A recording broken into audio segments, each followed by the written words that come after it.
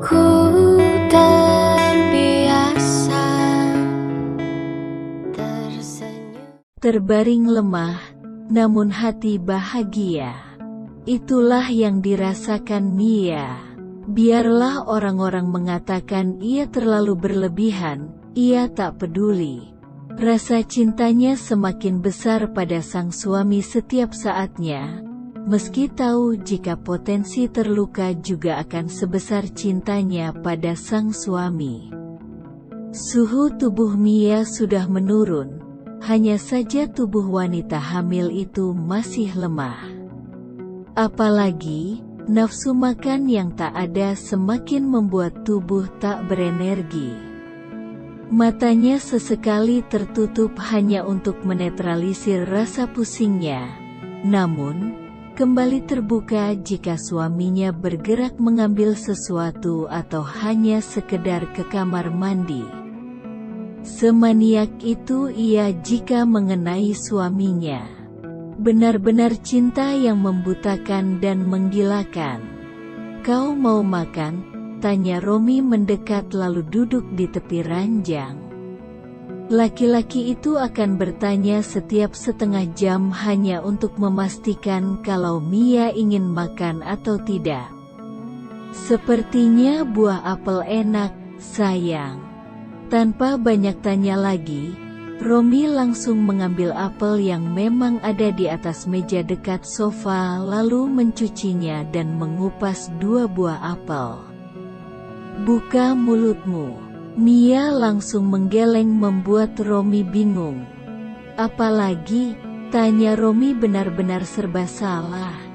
"Saya belum cuci mulut, rasanya akan pahit nanti," ucap Mia pelan. Dengan sigap, Romi meletakkan apel yang sudah ia kupas dan ia potong-potong ke atas nakas lalu menggendong Mia, membawa wanita hamil itu ke kamar mandi. Sesampainya di kamar mandi, Romi membantu Mia membersihkan wajah dan giginya untuk ketiga kalinya. "Sayang, makan nasi pakai tumis kangkung dan sambal pedas sepertinya enak," ucap Mia saat ia sudah di dalam gendongan suaminya. "Banyak sekali pintamu, buah itu saja belum kau makan, sudah minta yang lain." Romi menurunkan Mia kembali ke ranjang. "Saya akan makan buahnya sekarang," ucap Mia membuka mulutnya. Dengan penuh kelembutan, Romi menyuapi istrinya perpotong buah apel. "Sayang, iya, nanti akan dibuat Bibi Eni," ketus Romi masih menyuapi Mia. "Tapi, sepertinya kalau Anda yang memasak lebih enak. Banyak sekali pintamu." Romi masih dengan sabar menunggu Mia mengunyah dan menelan buah apel yang ia suapkan. "Kalau Anda tidak mau juga tidak apa sayang. Apa aku mengatakan tidak? Jangan membuatku kesal." Mia langsung tersenyum mendengar itu. Sangat senang rasanya mendapatkan perhatian di balik sifat dingin dan pemarah suaminya. "Saya ingin melihat Anda memasak, sayang. Boleh kan?" pinta Mia. "Lalu kau akan pingsan di dapur dan kembali menyusahkanku, begitu saja kerjamu sampai rambutku rontok." Mia tertawa mendengar itu. Meski nada bicara Romi dingin, tapi kata-katanya lucu. "Lanjutkan tawamu agar kau sembuh. Kalau kau tak sembuh akan kubuat kau tak bisa tertawa selamanya," ucap Romi dingin, tak lupa tatapannya yang mengintimidasi istrinya. Tapi, itu tak berefek pada Mia karena wanita itu masih juga tertawa. Sesuai permintaan suaminya, ia akan sembuh agar bisa tertawa lepas seperti ini. Seperti permintaan sang istri tadi, kini Romi sudah berada di dapur. Para pelayan yang bekerja di dapur diungsikan memberikan 2 insan itu bersenang-senang. Bahkan, Bibi Eni saja tak boleh ke dapur hanya untuk membantu. "Anda sangat tampan," puji Mia yang duduk di kursi roda. Wanita itu begitu menikmati pemandangan yang menakjubkan di depannya sekarang. Romi pun tak menanggapi pujian istrinya dan memilih fokus pada masakannya saja. Sesuai permintaan, Romi memasakkan tumis kangkung yang ia sendiri tak tahu apakah rasanya sesuai atau tidak dengan lidah Mia nantinya. Sembari menunggu tumis kangkungnya masak, Romi pun beralih pada cabai dan bawang-bawangan untuk membuat sambal. "Sayang, sambalnya diulek bukan di blender," tegur Mia saat Romi ingin memasukkan cabai ke tabung blender. "Jangan kurang ajar, Mia. Aku tak bisa mengulek cabai. Lagi pula apa bedanya diulek dan di blender? Sama-sama sambal." Romi menatap tajam istrinya yang mulai cengengesan. "Beda, sayang. Kalau di blender itu tidak enak, sedangkan yang diulek itu enak." Sungguh jawaban yang tak bisa diterima Romi dengan lapang dada. Namun, laki-laki itu tetap melakukan apapun yang diminta istrinya. Dengan susah payah, Romi mengulek cabai satu-satu agar lebih mudah halus. Tak ketinggalan adegan kecipratan air cabai, semakin menambah rasa kesal di hati laki-laki tampan itu.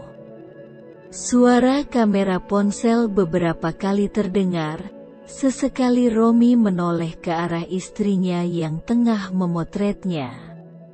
Mia bahkan sengaja membawa ponsel hanya untuk mengabadikan momen suaminya memasak untuknya meski ini bukan pertama kalinya.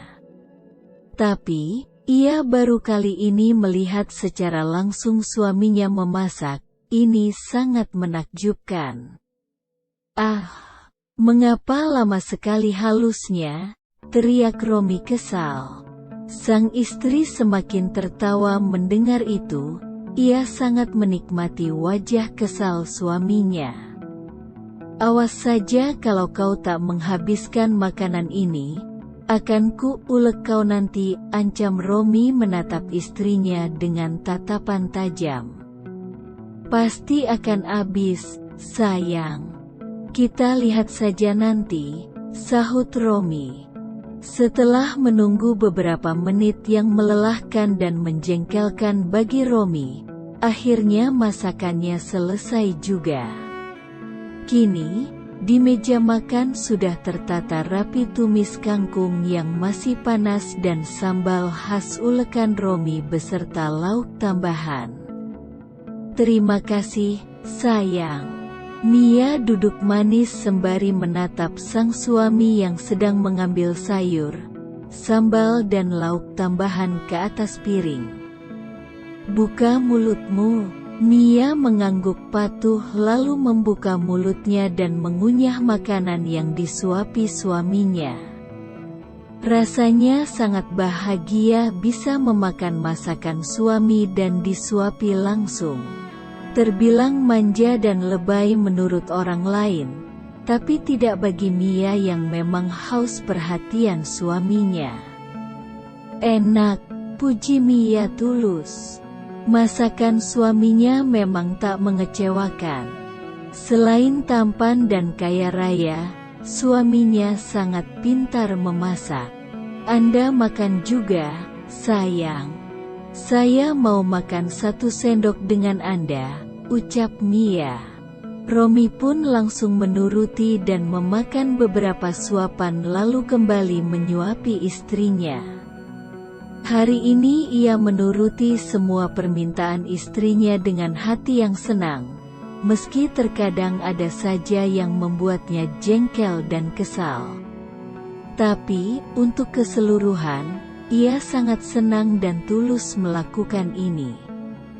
Di sisi lain, dia sakit, tanya Yola kini tengah berdiri di dekat jendela sembari menerima panggilan dari mata-matanya. Cih, sebegitu perhatiannya Romi pada pelayan sialan itu. Yola benar-benar kesal mendengar laporan dari mata-matanya kalau Romi bersikap lembut dan menuruti semua keinginan Mia. Benarkah Romi sampai memasak di dapur? Ini benar-benar tak bisa dibiarkan, geram Yola. Kau harus membunuh anak dalam kandungan Mia secepatnya. Lakukan dengan halus tanpa diketahui siapapun, titah Yola mengakhiri panggilan. Sepertinya sudah sangat sulit untuk menggapaimu kembali, Romi. Yola menghembuskan nafas kasar menatap langit yang cerah. Meski sulit, tapi aku tak akan membiarkan wanita lain memilikimu. Jika aku tak bisa memilikimu, maka wanita lain juga tidak boleh.